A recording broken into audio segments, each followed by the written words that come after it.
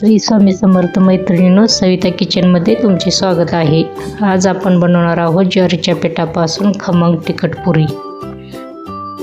चला तर मग रेसिपीला सुरुवात करूया। इथे मी ज्वारीचे 2 वाटी पीठ घेतलेलं आहे, गव्हाचे 1 वाटी पीठ घेतलेलं आहे, बेसन पीठ अर्धा वाटी घ्यायचे आहे, तांदळाचे पीठ पाव वाटी घ्यायचे आहे, लसूण पेस्ट घालायची आहे, बारीक चिरलेली कोथिंबीर, जिरे पावडर, बारीक केलेली हिरवी मिरची, हळद 1 चमचा घालायचा आहे आणि चवीपुरते मीठ घालायचे आहे। हे सगळं असं व्यवस्थित मिक्स करून थोडं थोडं पाणी घालून पीठ व्यवस्थित मळून घ्यायचं आहे। आपण इथे ज्वारीच्या पिठाच्या कडक पुऱ्या करणार आहोत, त्यामुळे ज्वारीच्या पिठाचे प्रमाण मी जास्त घेतलेलं आहे आणि इथे मी तांदळाच्या पिठाचा पण थोडासा वापर केलेला आहे। तांदळाच्या पिठामुळे काय होतं, पुरीला आपल्या मस्त असा कडकपणा येतो। चला मग आपण आता पुऱ्या लाटून घेऊया।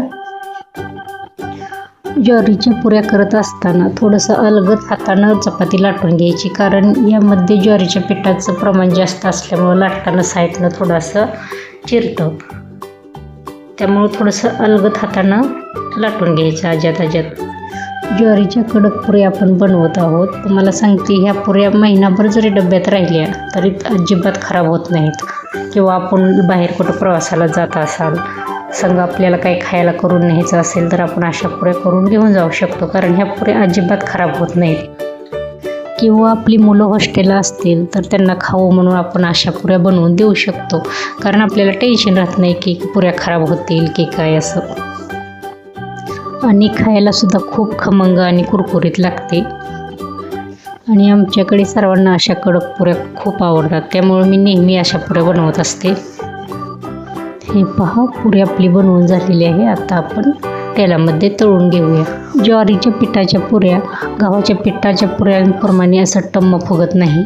आपण पाहिलं आहे मागच्या व्हिडिओमध्ये, गव्हाच्या पिठाच्या पुऱ्या केलेल्या मी अशा खूप टम्म फुगल्या होत्या, पण ह्या पुऱ्या एवढ्या अशा टम्म फुगत नाही त्या, पण खायला खूप खमंग लागते त्या आणि जास्त दिवस टिकत्या त्या, पण खराब अजिबात होत नाहीत। हे पहा, तुम्ही पाहू शकता कशी कडक पुरी आलेली आहे आपली।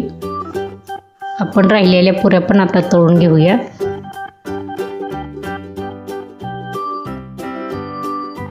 हे पहा, तुम्ही पाहू शकता पुरी आपली अजिबात तेलकट झालेली नाही आणि किती कुरकुरी झालेली आहे बघा। रेसिपी आवडल्यास लाईक आणि सबस्क्राईब करायला विसरू नका।